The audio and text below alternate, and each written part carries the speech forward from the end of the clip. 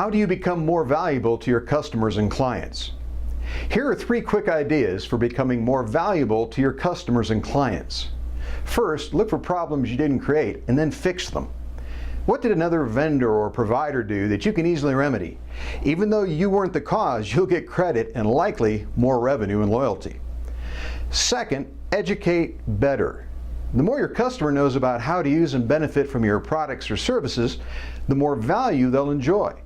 Explain how to fully utilize what you provide, because features and benefits are worthless unless your customer understands and uses them. Finally, anticipate problems. I recently needed new front brake pads on my SUV. My service rep told me I didn't need new rear pads yet, but that I would in about 10,000 miles. And that meant an additional trip to the shop that I didn't want to make. So I had both front and rear replaced at the same time, saving me time and hassle. Regularly brainstorm with your team ways that you can become more valuable to your customers. So how do you add value for customers? What does it take to enhance the value of the products or services that we offer? And I'm going to take a little bit of a different approach. I think you need to stop worrying about that. As someone who, with the president of a mutual fund company, started a little business called the Value Added Institute several years ago, it amazes me in my research about how you add value, how many organizations are trying to lump on things that they consider to be valuable to inferior products and services. In other words, what I'm saying is worry more about how value is woven into the very fabric of the product or service that you're offering. Worry less about lumping special offers and special values and special deals on top of what you're already doing. When value is the first concern rather than something is added, that's when you begin to break through and create a distinctive product or service that the marketplace and your customers will value. How do you become more valuable to your customers and clients?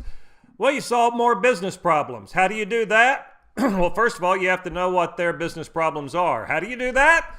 Well, you might ask them. When you ask your clients what they want from you, what they need from you, and you focus on those wants and those needs, that's when you become more valuable. It really comes down to a conversation. Anybody can do that.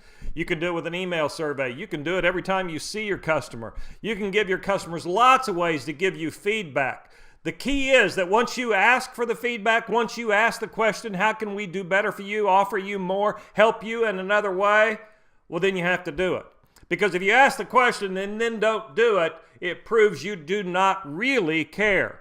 Prove to your customers that you really care, one, by asking, and then by listening, and then by taking action. It works every single time.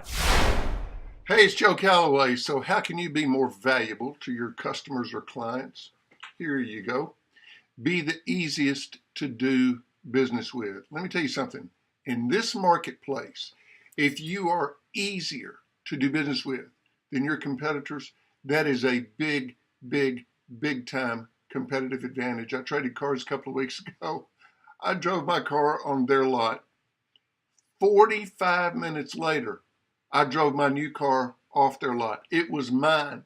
I owned it. The paperwork was done. Everything. Have you bought a car lately? 45 minutes. And that's why I went to that particular dealer, because they make it so easy. On a scale of 1 to 10, how easy are you to do business with? If 1 is excruciatingly difficult and 10 is incredibly easy, if you're a 6 and one of your competitors is a 10, you got a big problem. Be easy to do business with. Big value there.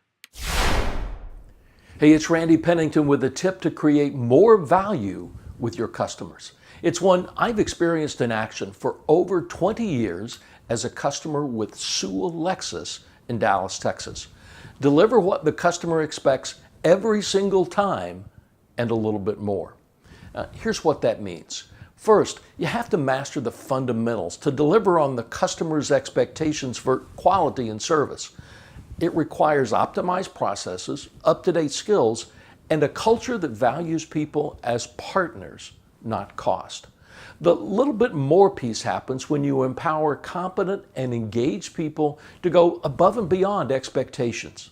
It's been a winning formula for over 100 years at Sewell. It'll work for you too. I'll see you next time.